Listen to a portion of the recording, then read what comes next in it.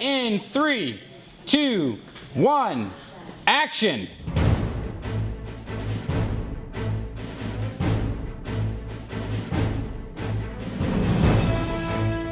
This documentary covers a span from the first coming of Jesus and what was going on in the church up until just before the second coming of Jesus. It shows the great apostasy that crept into the church, and then ultimately the great revival through the Great Reformation.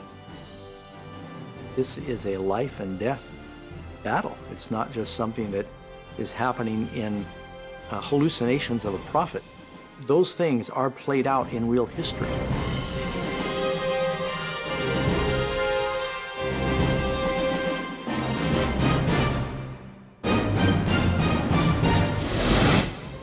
Shoot straight on and get those in a full position so we get the full pillar, and then we're going to spin them, shoot it again. When I say Eli, just run straight across, and then once you get to the other side, get out of the way, because these two big guys are coming your way. It's going to go from darkness into a fire flame into this whole entire cavern. It's going to cross all behind each one of you and then exit. Each shot has never been done before, and so it's a craft, it's an art, and so you go with it on each shot, you know, try to make something work. I think it's going to work, guys. This is an exciting day. This is not only our first shoot for studio for Revelation, but this is also our first real shoot in this studio. When we started this project, the paint was literally drying on the blue cyc that we shot most of the scenes on. And we literally put in the flooring and all the pillars and everything to shoot the scenes with Pastor Doug Batchelor. When we created our scene breakdown, we decided that there were about 68 scenes that were really pivotal to telling this story, to make it what we dreamed and imagined it could be. We had a wish list of things we wanted to recreate, but you also have to deal within reality and a budget. And so we needed to pick, which of the scenes that we needed to communicate the drama and the emotion of what has really happened in religious history from the time of Christ's first coming up until where we are today. We made the choice to actually send a film crew to different parts of the world to get fresh footage of some of the scenes of the Reformation in Europe and some of the catacombs in Rome. Now we're in Rome, and we're actually in a catacomb where the Christians would bury their dead. This is the Catacomb Tomatillo, and this one is one of the most, most fascinating ones because it's 17 kilometers in distance. That's almost 10 and a half miles of burial spots. You got so much artwork on the walls. You've got areas where people have engraved tombstones, or you've got some of the symbols which come from the Constantine era. So it's been very, very exciting to see all of this history all in one place where the Christians actually came not just to bury their dead, but to escape, to be able to continue in their faith. Getting the actual shots of the places where these events transpired brings it to life and makes it real. Today we are shooting multiple scenes. Now, a lot of props are going to be in play. Now, right over here, we have a door that Luther will be nailing his 95 Thesis into. As you can tell, it's not the whole door. In film, you just cut down to what you're going to see, and so this is what we're going to see. And then over here, we've got these shields coming together. We're going to be putting some texture and painting these red. We're lighting right now the Eucharist, and so we're going to go scene by scene, little piece by piece of what the actual chalice, the bread, the wine, and then after that we're going to fly in the goblet that the woman on Revelation 17 is holding. She's drinking blood, and we're going to have the blood dripping down.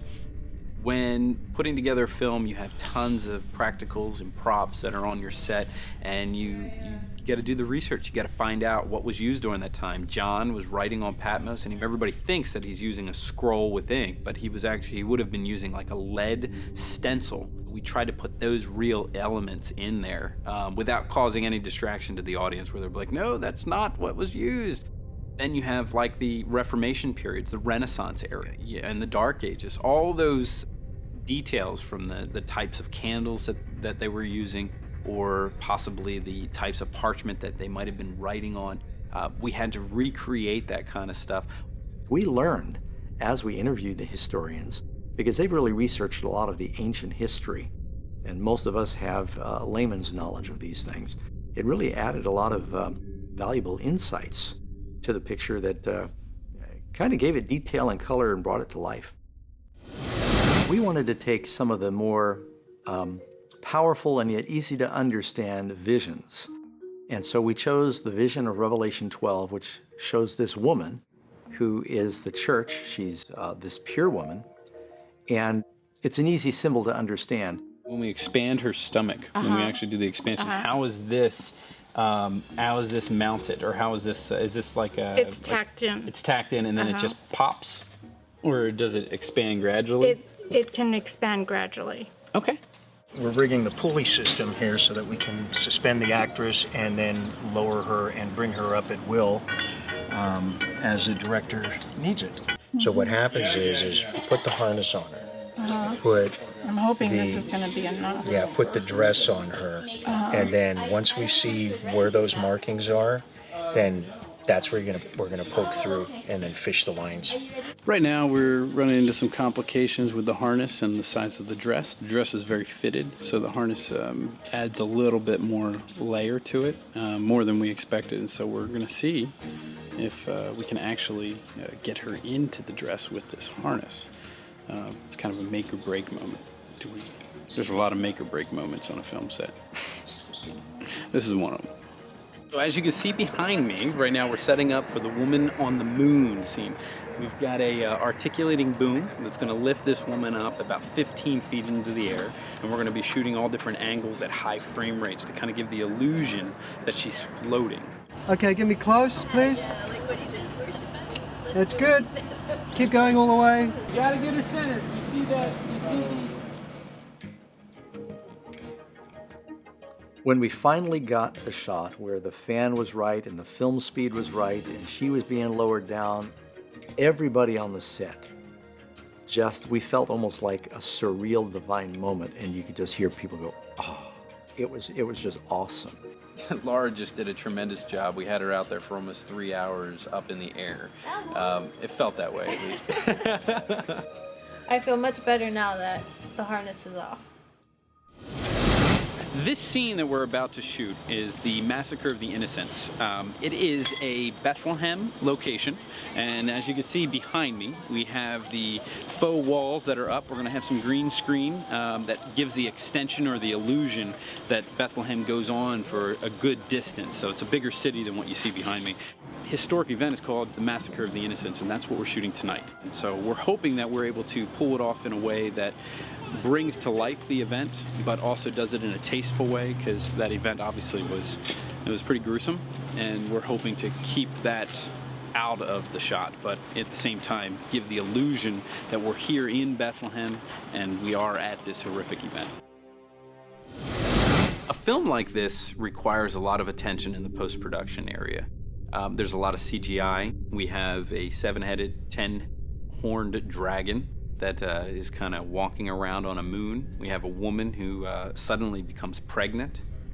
We have a woman that's drinking blood. I mean, there's a lot of symbolic imagery that's portrayed throughout this entire film, and it requires a lot of post-production attention. The 10 horns that you see and the dragon itself are all created from CGI. It's all a computer-generated image of this mystical dragon that is entering into a real scene that we shot with this woman on a practical set on the moon. And so it's interesting to merge computer-generated images into a real practical environment, and it's exciting to see that whole entire process. You know, a person can read the Bible, and they need to then fill in the pictures with their minds. It really helps bring it to life when you can not only hear the words, but when you can see the images recreated. It helps fill in some of the missing spots. And so that's what we're trying to do, is really help people to visualize this battle, not just hear it, to see it, that it's very real. I think we're going to be the only Christian studio that has created a dragon with 7 heads and 10 horns that appears so frequently, not only in Revelation, but we think you see something like that beast even in the book of Daniel. scarlet harlot woman in Revelation 17 who represents the church that has fallen into apostasy. And we thought in the context of these two polar opposite visions in Revelation, we could tell the story of what the devil wanted to do to the church, this counterfeit church and this persecuting power, and the real purity that God wanted for his people, the pure truth, the pure word. And just see the battle, the conflict between these two. And the dragon appears in both stories. You've got the same dragon, that seven-headed dragon, is persecuting this one woman, and yet the other woman is riding upon it. They're working in cooperation, their team. The context of these two visions creates a very clean way to illustrate the battle between truth and error, true church, false church, good church, bad church, pure church, defiled church. And that's the great controversy going on in the religious world today.